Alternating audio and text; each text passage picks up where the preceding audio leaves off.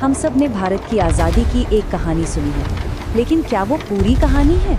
आज हम 1947 की कुछ ऐसी गोपनीय फाइलों को खोलने जा रहे हैं जो एक बिल्कुल अलग ही तस्वीर पेश करती हैं। ये वो कहानी नहीं है जो हमें किताबों में पढ़ाई जाती है।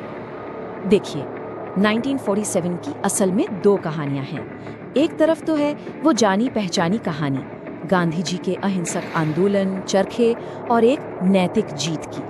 और फिर दूसरी तरफ है वो कहानी जो सीक्रेट फाइलों में दबी रह गई, सैन्य विद्रोहों की, खुफिया रिपोर्टों की और एक ऐसे साम्राज्य की जो अंदर से ढह रहा था। इसे दूसरी कहानी को खोखला ताज थ्योरी कहते हैं। ये थ्योरी कहती है कि ब्रिटिश राज एक ऐसे ताज की तरह था जो देखने में तो शानदार था पर असल में खोखला हो चुका था। उसकी असली ताकत थी उसकी फौज, उसकी तलवार, और जब वो तलवार ये हाथ से छूट गई तो ताज का गिरना तो तय था। तो असली सवाल ये है, ब्रिटिश राज के ताबूत में आखिरी कील किसने ठोकी? इसका जवाब एक ऐसी बातचीत में छिपा है जो पूरे इतिहास को एक नए नजरिए से देखने पर मजबूर कर देती है।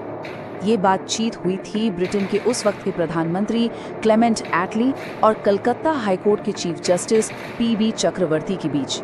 और इस बातचीत ने, सच कहूं तो इतिहास की किताबों में एक भूचाल ला दिया। जस्टिस चक्रवर्ती ने एटली से सीधा सीधा पूछा कि जब 1942 का भारत छोड़ो आंदोलन तो कब का ठंडा पड़ चुका था, तो अंग्रेजों ने अचानक जाने का फैसला क्यों किया?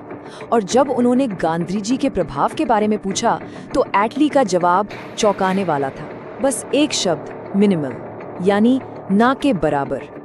लेकिन रुकिए, क्या हम सिर्फ इस एक बातचीत पर यकीन कर सकते हैं? अकादमिक दुनिया में इसे पक्का सबूत नहीं माना जाता।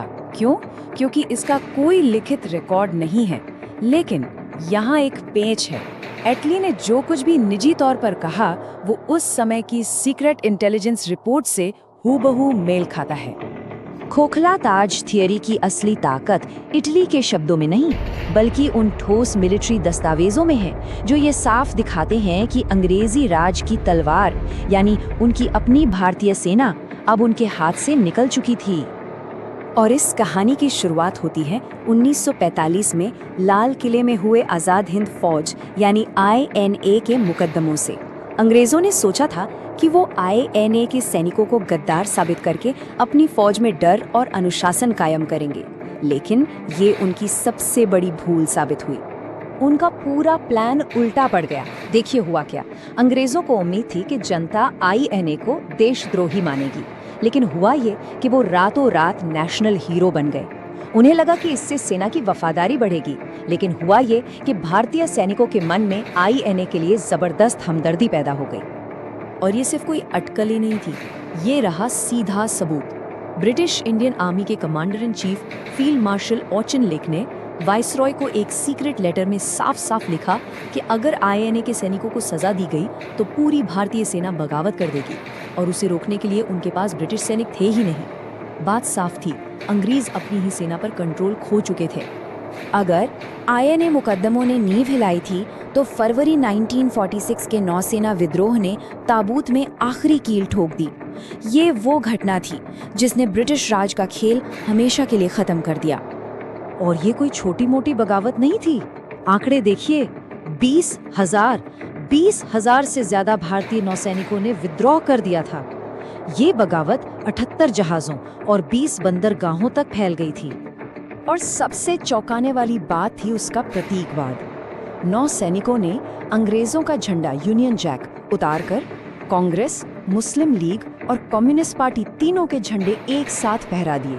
सोचिए, एक ऐसा साम्राज्य जो बांटो और राज करो की नीति पर टिका था, उसके लिए ये एकता किसी बुरे सपने से कम नहीं थी। अब जरा इस टाइमलाइन पर गौर कीजिए।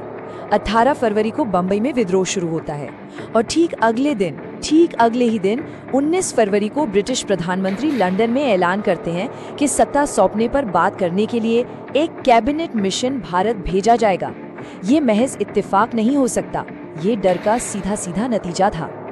और अब वो सबूत जो खोखला ताज थ्योरी पर मुहर लगा देता है, ऑपरेशन गोंडोला। ये क्या था? ये कोई हमला करने का प्लान नहीं था, नहीं, ये भारत से भागने का एक टॉप सीक्रेट प्लान था। योजना ये थी कि अगर बगावत फैली तो 43,000 ब्रिटिश नागरिकों और अफसरों को भारत से सुरक्षित कैसे निकाला जाएगा? जरा सोचिए, पूरी बाजी पलट चुकी थी। एक साम्राज्य जिसके बारे में कहा जाता था कि उसका सूरज कभी नहीं डूबता, वो अब अपनी ही जान बचाने की योजना बना रहा था। एक साम्राज्य जो भागने की तैयारी कर रहा हो, वो ताकत की स्थिति में नहीं बल्कि डर की स्थिति में होता है। तो इन सब सबूतों से क्या मतलब निकालें?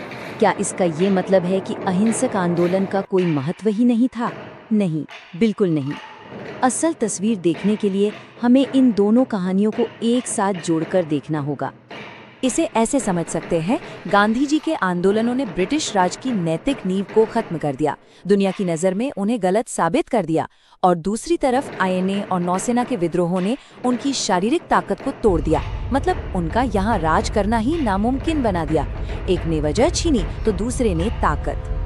तो आखिर में ये सवाल बचता है जो सोचने पर मजबूर करता है, क्या आज़ादी हमने जीती थी या फिर एक ऐसे साम्राज्य ने हमें सौंपी थी जो अब खुद ही यहाँ टिक नहीं सकता था?